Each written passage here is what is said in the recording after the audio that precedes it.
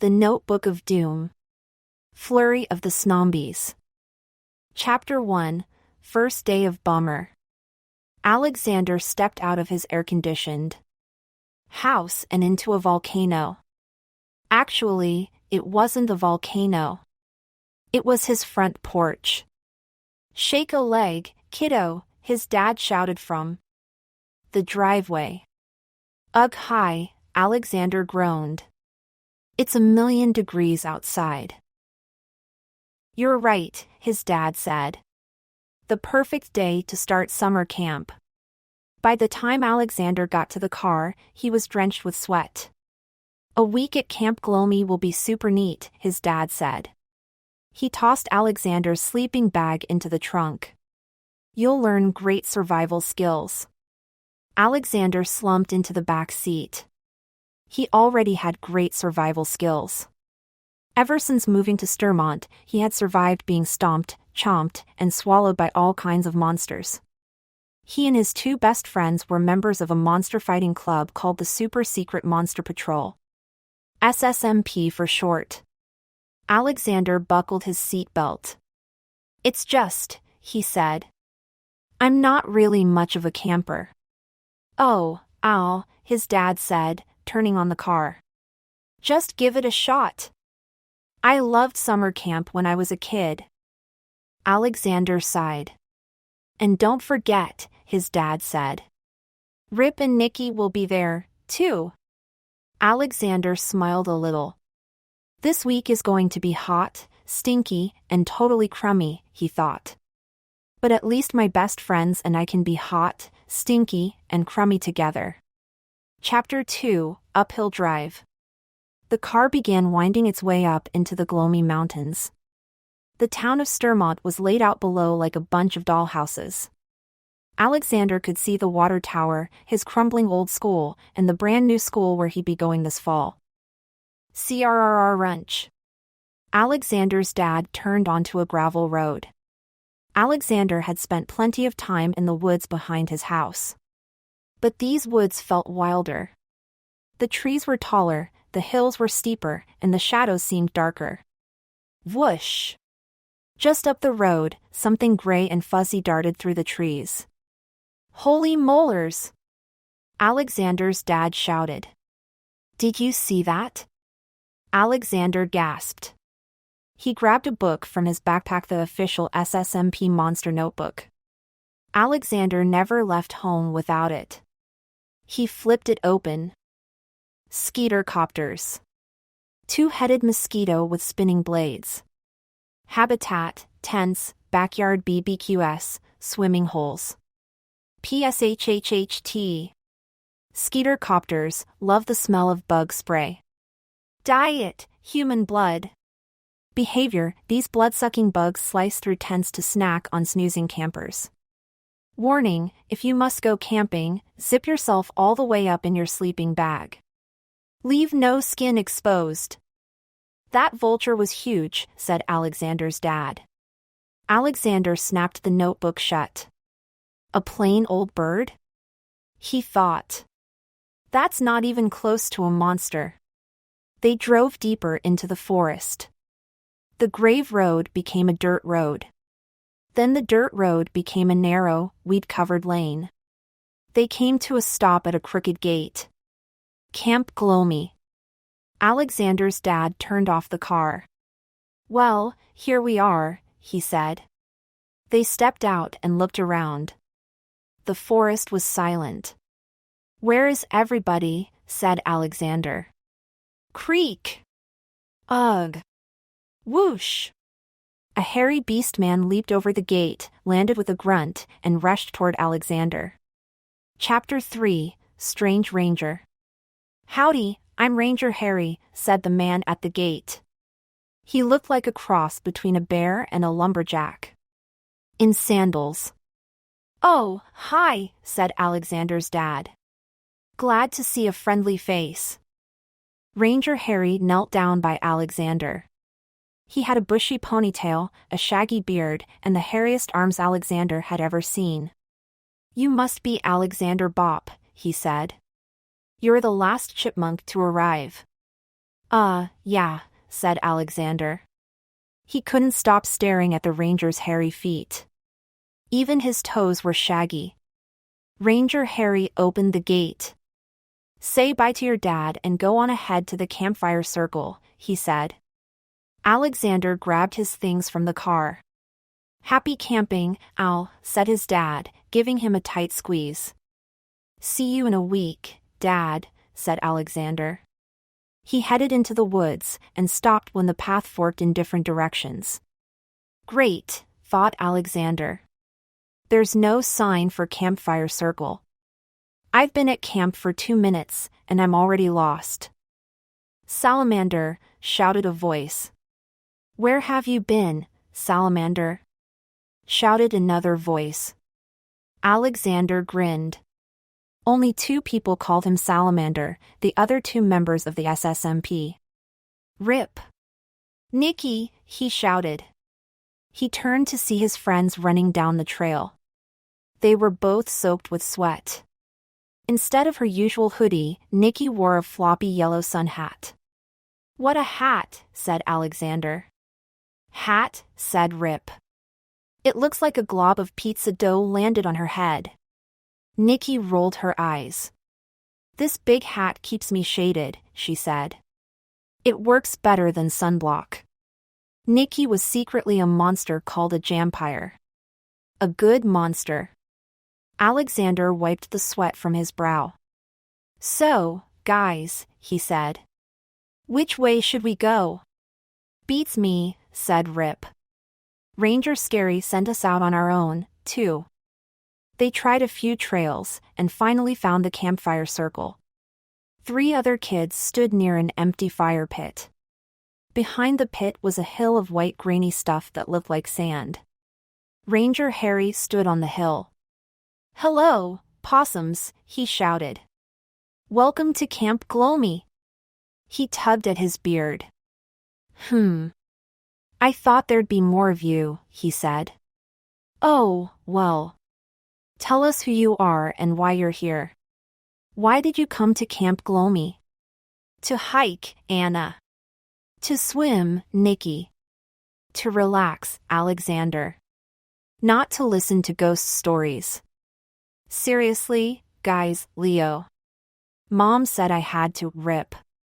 I like bunnies, Dottie. Get ready for the happiest, campiest week of your lives, said Ranger Harry. But also, get ready to learn how to survive. He slid down the hill, raising a cloud of white dust.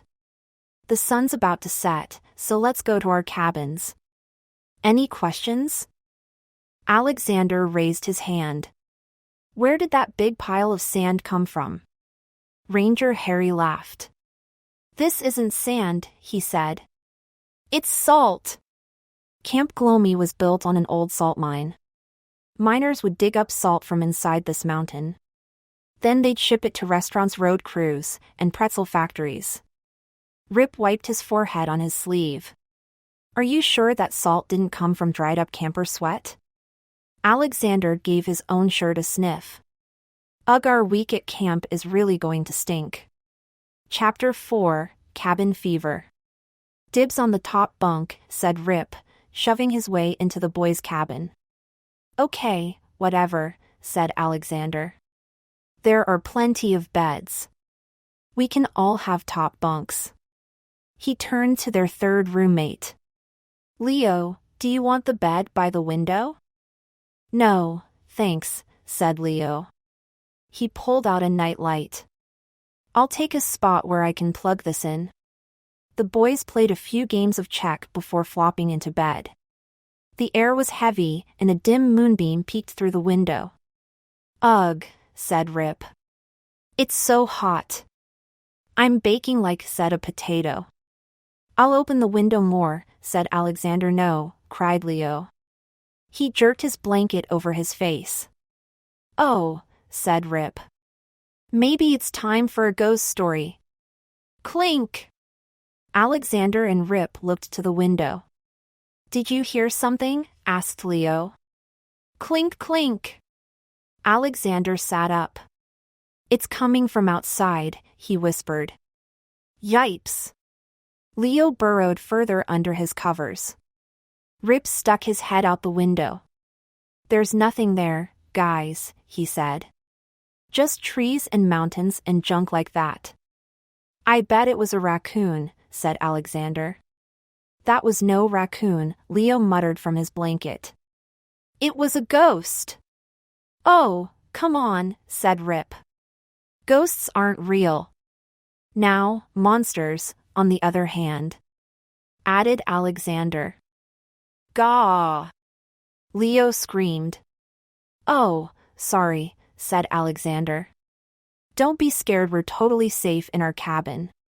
Something pounded at the door. The boys shrieked.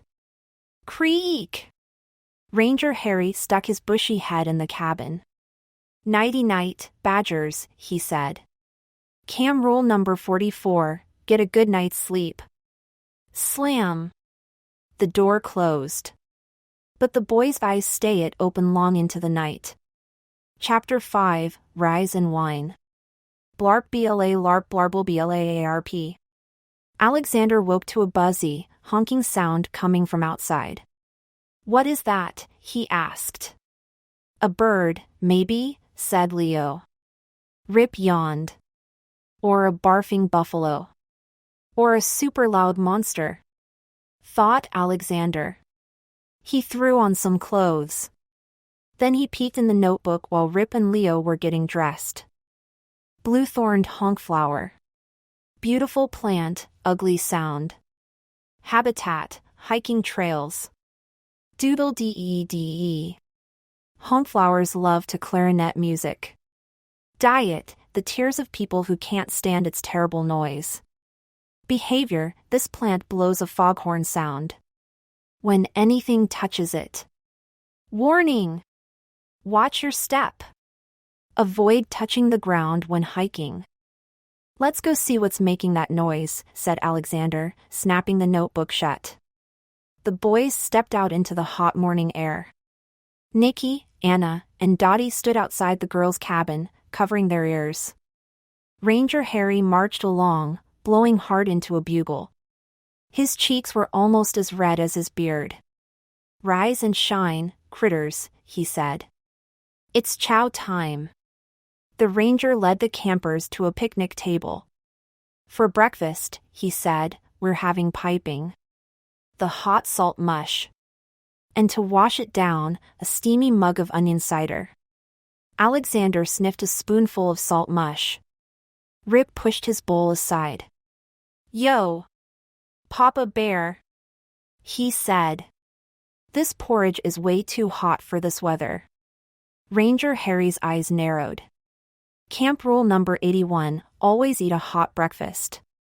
Rip sighed. Alexander turned to Nikki. Her face was hidden by the brim of her floppy hat. "So," he said, "how was your first night in the girls' cabin?" Nikki looked up. Her eyes were half closed. "Lousy," she said. "I didn't get much sleep. I kept hearing this weird sound dash." "A clinking noise," said Alexander. "Yes," said Nikki. "Like someone ringing a glass bell." "Maybe it was a bunny," said Dottie. "Bunnies can't ring bells," said Anna. "Dink! Dink!" Ranger Harry tapped his spoon against his canteen. "Listen up, muskrats. Each of you will learn one survival skill this week." He put a clipboard on the table. "Canoeing?" said Nikki. "Awesome." "Map-making?" said Alexander. "I wish I had gotten archery." "Map-making's better than fire safety," said Rip. "Anything with safety in the name must be boring." The campers lined up in the blistering sun to await orders from Ranger Harry. One by one, he gave them a tool and a set of instructions. "Nikki," he said. "Take this paddle and meet me at Lake Gloomy." "Yes, sir," said Nikki, smiling. "Rip," he said. "Take these safety booklets and start reading." Rip groaned. Ranger Harry made his way down the line to Alexander. "Take this paper," pencil, and compass. Your job is to map out our campgrounds, he said. Okay, said Alexander. Ranger Harry lifted his bugle. Blaoa arp. Now go, he shouted. Meet back here for lunch. The campers scattered. Alexander hiked all over camp, drawing his map. He saw a lookout tower, a rope bridge, and a few more mounds of salt. Not bad, thought Alexander, folding up the map. I hit every spot in camp. Clink, clink. Alexander jumped. The noise from last night. The clinks sounded like ice cubes hitting a glass. They were coming from deep in the woods. Hello, he called out. Is someone there? Splap. Something hit him on the back of his head. Something wet. And cold. Plop. The icy thing fell from his head and splat on the ground. A snowball? Alexander thought. In this heat? He looked around. Nobody was there. Alexander scooped up the lump of snow from the dry, cracked dirt. Then he remembered his first day in Sturmont, when Rip had beamed him with a dodgeball. Good one, Rip, he shouted, wiping the back of his neck. Wherever you are. Chapter 6, Hot Lunch. Alexander tried to carry the snowball to lunch, but it melted on the way. The last porcupine, said Ranger Harry, waving to Alexander. You're just in time to learn camp rule number 218, lunch tastes better in the shade. Alexander plopped down in a shady spot near Rip and Nicky. Ranger Harry held up a menu he'd carved from a chunk of wood. Eat up, said Ranger Harry. Bug juice, said Rip. Bletch. Nicky drank hers in one gulp. She gave Rip a big, red smile. You goofball, she said. Bug juice is camp talk for fruit punch. Crunch. Alexander ate a handful of trail mix. It tasted like mixed-up bits of trail. Guess what, he said. I heard that strange clinking sound again. Just before I got smacked with Rip's slush ball. He turned to Rip. Where'd you find the snow, anyway? Snow? Said Rip. How could there be snow here at Camp Sweatbox? Alexander nibbled on his sandwich. Well, somebody splat me. It wasn't me, said Rip. I've been parked on that salt mound all morning reading about fire safety. And I've been canoeing, said Nicky. I can almost steer. Rip snatched the map from Alexander's backpack. Okay, weenie. Let's see what you've been working on. Wow, said Nicky. Great map, salamander. Thanks, said Alexander. But map making's still not as fun as canoeing or archery or dash or trap making, said Dottie. She held up a huge net woven from little straps. I made it to catch pet bunnies. That trap could catch 50 bunnies, said Anna. Or a bear, said Leo. Blarp. Ranger Harry blew into his bugle. Ranger Blairwhy really needs a new horn, said Rip, plugging his ears. Listen up, squirrels, he said. My beard is drooping. That means it's way too hot. So this afternoon we're going to rest in our cabins. Then tonight we'll take a long hike. Like, in the dark, said Leo. He gulped. The campers trudged back to the cabins. Guys, Alexander whispered to his friends, keep your, ears peeled for that clinking sound. It could be coming from a monster. A monster? Up here? Asked Nicky. I think this heat is really starting to get to you, Salamander, said Rip. Maybe so, said Alexander, touching the back of his neck. But where did that snowball come from? And how come my neck still feels cold? Chapter 7, The Night Hike. The hot, sweaty campers spent the afternoon resting in their hot, sweaty bunks. Finally, the sun set. It feels hotter now than it was at noon, said Alexander. If I sweat any more, I'll have to change my socks, said Leo.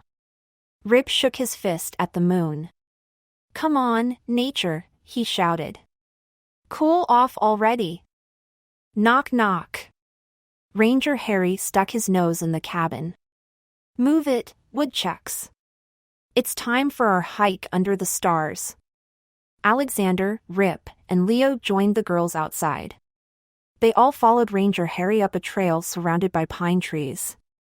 They made their way up the mountain toward a small, calm lake. Nikki, whispered Alexander.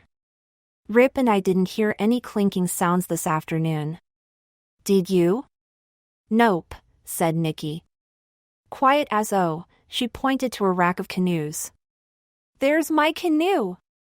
Okay, otters, said Ranger Harry. Here we are.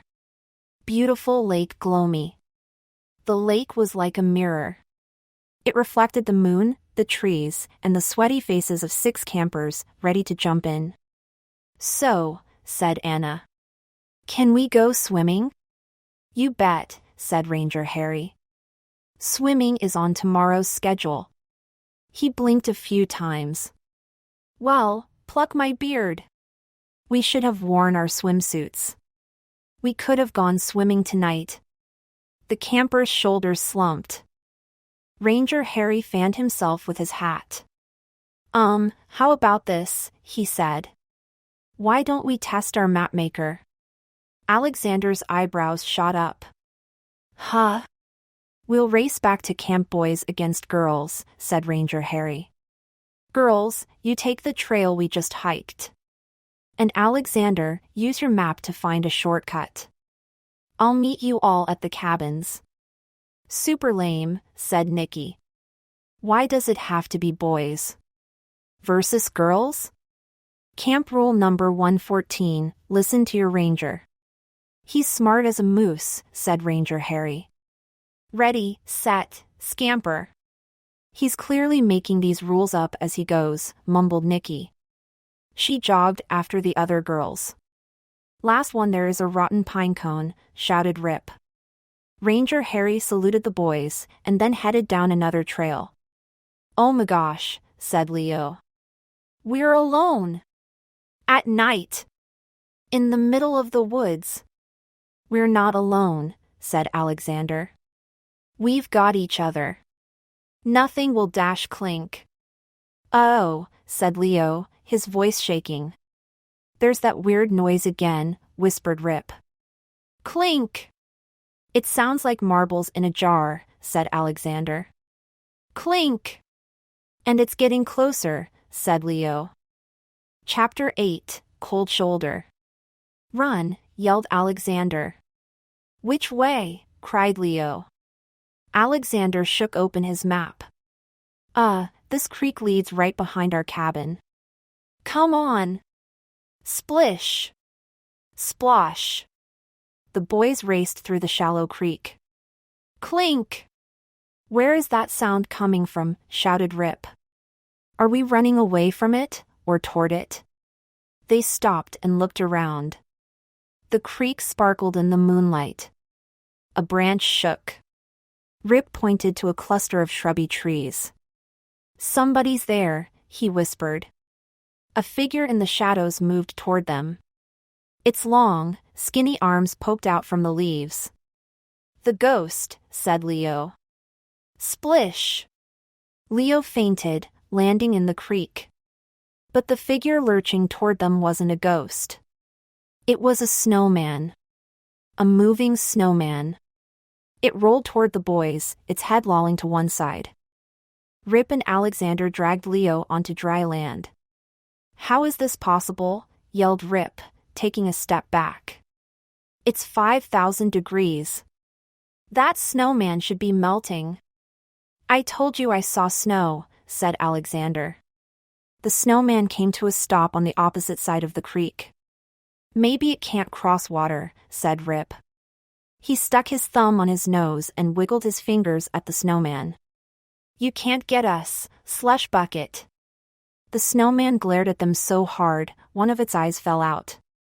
Then the monster reached down and scooped a snowball out of its belly. "No way," said Rip. The snowman whipped the snowball at Rip. Splop! It smacked him in the face. "Hey!" Plap. A second snowball hit Rip in the knee. Alexander gasped. "This thing should be a major league pitcher. Let's." Ploof! A curveball hit Alexander's shoulder, knocking him to the ground. "Salamander!" Rip shouted. "Are you okay?" Alexander sat up. "I think so. But yow! That snowball was extra cold. My shoulder feels all numb." "I know," yelled Rip. "My knee is blue." The snowman looked down at its belly and frowned. Its middle ball now looked like an apple core. "It outscooped itself," said Alexander. "Ha!" Rip shouted. "Looks like Frosty is low on snow." Then the snowman raised its stick arms and pulled off its head. Chapter 9, Heads Up. The snow monster tossed up its head and spiked it like a volleyball, straight for Rip. The flying head stared at Rip with its one eye as it cannonballed through the night air. "Duck!" shouted Alexander, tackling Rip. The flying head missed Rip. But not Leo. Pliff! Leo blinked and sat up. "Where's the ghost? Why is my face cold? Where'd this carrot come from?" Alexander and Rip looked back. The headless snowman had melted into a pile of slush. "Hello," called a voice. "It's almost lights out. Back to your cabins, hedgehogs." Leo stood up. "That's Ranger Harry." "Yeah," said Alexander. "Our cabin is just over that hill, Leo. Why don't you run ahead? Rip and I will catch up." "Cabins," said Leo. "Nice, safe cabins." He staggered up the hill. Rip brushed the slush off his shorts. "So I guess that dumb old snowman couldn't get around without its head, huh?" "It wasn't a snowman," said Alexander. He brought out the notebook and flipped through a few pages. "It's in here somewhere," he said. "Let's see. Pool shark, frog gobbler, snombie.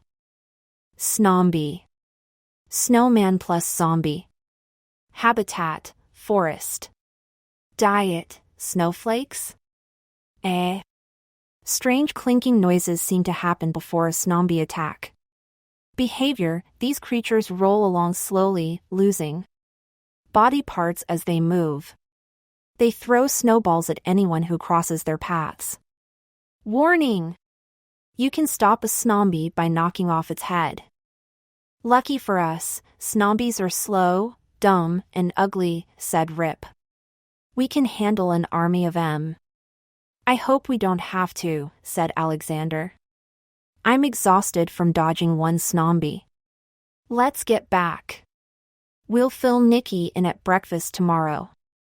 Suddenly, there were hundreds of clinks, close together, like someone angrily drumming their fingers on glass. Alexander looked at Rip. They both ran to their cabin. The clinks continued into the night. Chapter 10, Snow Day. Alexander heard a new sound when he awoke. The sound of his teeth chattering. The cabin was freezing. Rip? Leo? He said. Sitting up. Did you dash? He looked around. Rip and Leo were gone. Arf! Someone was shouting outside. Alexander tried to look out a window, but it was frosted over. He hopped out of bed. He hadn't packed any warm clothes, so he threw on some shorts and a shirt over his PJs. Then he opened the cabin door and gasped. The entire camp was covered in a deep layer of snow. The other campers were running every which way, laughing and throwing snowballs. Nikki and Rip tromped over, waving. Nikki had tied her yellow floppy hat down over her ears. Salamander, said Rip. While you were hibernating, I told Nikki all about the SNOMBIES. It's crazy, said Nikki. Did they make this super fun blizzard? 1 inch I don't know, said Alexander. The notebook says they're made from snow, but it doesn't say anything about SNOMBIES making snow. Blaoa arp. Ranger Harry marched out, still wearing shorts and sandals. This snow is terrific, he said. Now we can learn winter survival skills. The ranger handed everyone a shovel. Rip groaned. Camp rule number 19, work to stay warm, said Ranger Harry. You'll all clear different paths around camp. He brought out his clipboard. Dottie raised her hand. What's salt duty? She asked. You'll be spreading salt on the snow to help it melt, Ranger Harry explained. Just like my dad salts our driveway in the winter. Alexander said. Yup. And when everyone's finished, Ranger Harry said, head to the campfire circle. We're going to cook S-less. What are S-less? Asked Anna. They're like S-mores dash, said Ranger Harry. Yay, cheered the campers.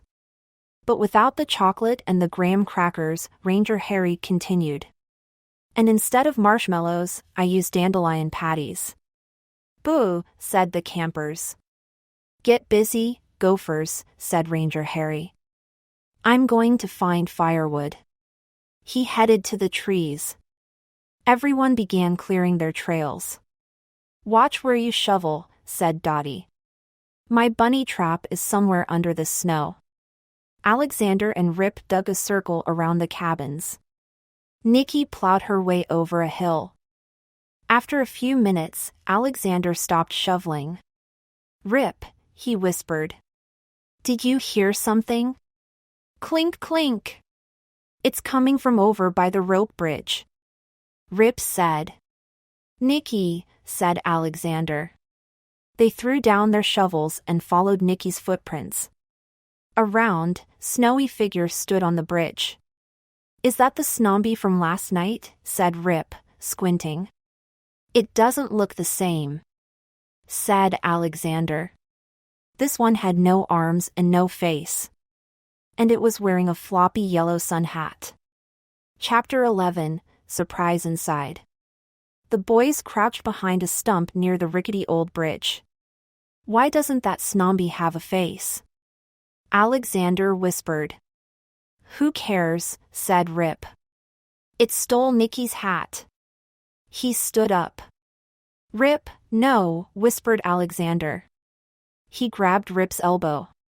Rip broke free and charged onto the bridge, swinging his fists. Nobody steals from the SSMP, he shouted. The snowman didn't move. Ploff. Rip knocked its head off with a single punch.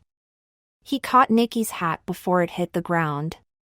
The snowman's body shook. Clumps of snow fell away from its middle ball, revealing a blue-faced girl with fangs and braces. Nikki!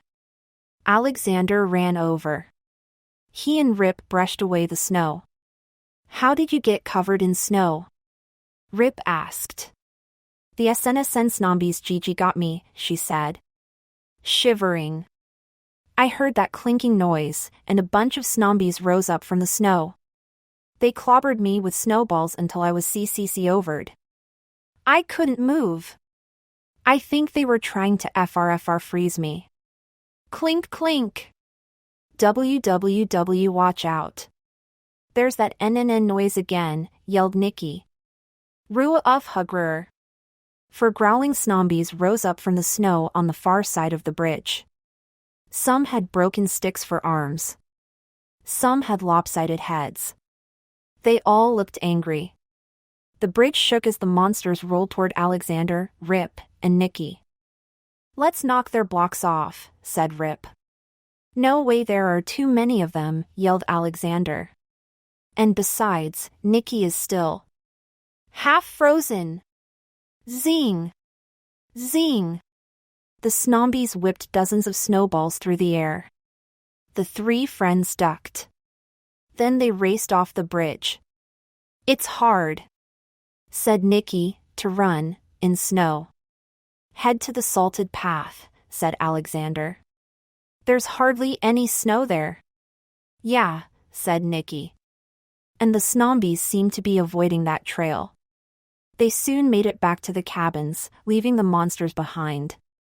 Luckily, SNOMBIES move slower than cold snot, said Rip. Nicky dashed into the girls' cabin. She came back out a minute later in dry clothes, wrapped in a towel. I'm warmed up and ready for battle, she said. Let's dash. Those screams are coming from the campfire circle, said Rip. The other campers, said Alexander. We have to help them. Chapter 12, Snowball Fight. Alexander, Rip, and Nicky rushed to the campfire circle. Dozens of SNOMBIES had risen from the ground. They were pelting the other campers with snowballs. Hello, beavers, said Ranger Harry, throwing a log on the fire. You're just in time for a snowball fight. And look how many snowmen the other campers built. What fun! The campers were screaming and running around. But not because they were having fun. Why can't Ranger Harry see the monsters? Whispered Nicky. Who knows, said Alexander, dodging a snowball. Camp rule number 594, have a ball, said Ranger Harry. You three should join in while I go get more firewood. He dragged his sled toward the woods. Fire, that's it, said Rip. He scrambled up the salt mound to get a better look. There are no SNOMBIES near the campfire. They're staying back. He slid down. Clink, clink, clink, clink. More SNOMBIES rose up. See that? Said Alexander. New SNOMBIES pop up every time there's a clink. You're right, said Rip, sidestepping a couple more snowballs. And whatever's doing the clinking is up by the lake. That's where the sound seems to be coming from. Leo stumbled over, half covered in snow. Oh my gosh, he screamed. We're knocking these snowmen apart, but they keep rising back up. It's like they're zombies. Alexander grabbed Leo's shoulders. Leo. Listen to me. Tell Dottie and Anna to stay near the campfire. These, snow zombies don't seem to like it. If you say so, said Leo, running off. Rip grabbed a shovel and swung it like a sword. It's SNOMBIE plowing time, he said. Heads are gonna roll. Great plan, said Alexander. Without heads, they'll crumble. How can I help, Salamander? Asked Nicky. You and I have another job to do, said Alexander. We are going to put an end to those clinks. Chapter 13, The Clinker. Alexander and Nicky followed the strange clinking sound up the snowy mountain. So what do you think is making that sound? Asked Nicky as they reached Lake Gloomy. Clink, clink, clink. Alexander peered out across the icy lake. I think we're about to find out, he said. See that house, out in the middle of the lake? Yeah, said Nicky. Is it moving? Actually, it wasn't a house. It was a gigantic ice cube with icicle fangs, cold eyes, and blocky fists. It used its spiky knuckles to pull itself across the frozen lake. Oh, no, shouted Alexander. That ice block is headed this way. The monster skidded to a stop, spraying Alexander and Nicky with shaved ice. Hello, warm bloods, it said. Which one of you is the appetizer? And which is the main course? Alexander shivered. You want to eat us? He asked. I sure do, said the monster. I'm the ice crusher. I'm made of ice, and I crush things. Kids, mostly. Right before I eat them. And right now, I'm ready to eat. We don't taste very good, said Nicky, taking a step back. Oh, you're too warm to eat now, said the ice crusher. That's why I whipped up my SNOMBIES to turn you campers into kid pops. And then, chomp! The ice crusher slammed its fists together. Clink! 2 more SNOMBIES rose up. They began windmilling their arms, hurling a flurry of snowballs at Alexander and Nikki. Run, said Alexander. Alexander turned and wham, crashed into the canoe rack. One of the canoes fell to the ground. Get in, said Nikki. She grabbed a paddle. We'll ride out of here. Not so fast, said the ice crusher. The giant block of ice pressed its fists into the ground, lifting its body above Alexander and Nikki. Nikki gave the canoe a shove as Alexander hopped in. Thwom! The monster's body came down like a sledgehammer, crushing the rest of the canoes. Alexander and Nikki's canoe shot down the mountain. The monster raced after them. You can't outsled me, it yelled. I'm made of ice. Chapter 14, Don't Flip Out. Watch out for that tree. Alexander shouted. Gimme a break, said Nikki. I've never canoed on land before. They rocketed down the mountain, catching air on corners as Nikki tried to steer with her paddle. Whoosh! The ice crusher sped closer. Alexander could feel its frosty breath on the back of his neck. It's gaining on us, he shouted. Snap! The monster chomped off the end of Nikki's oar and spat out the splinters. Nikki jammed her oar into the ground. The canoe banked to the right and tipped over, spilling Nikki and Alexander to the ground. The ice crusher smacked into the canoe. The monster flipped end over end. It came down hard, wedging itself between 2 trees. Awesome, Nikki. It's stuck, said Alexander. The ice crusher roared. It pounded at the trees. Not for long, said Nikki. Let's move. They jumped back into the canoe and flew down the rest of the mountain. They crash-landed into the huge salt pile near the campfire circle. Alexander and Nikki tumbled out, dizzy but unhurt. They got to their feet. The bonfire was much larger now. Rip stood nearby, warming his hands. Fire safety tip number 9, said Rip. Keep your bonfires small except when SNOMBIES attack. Nice work, Rip, said Alexander. But where are the other campers?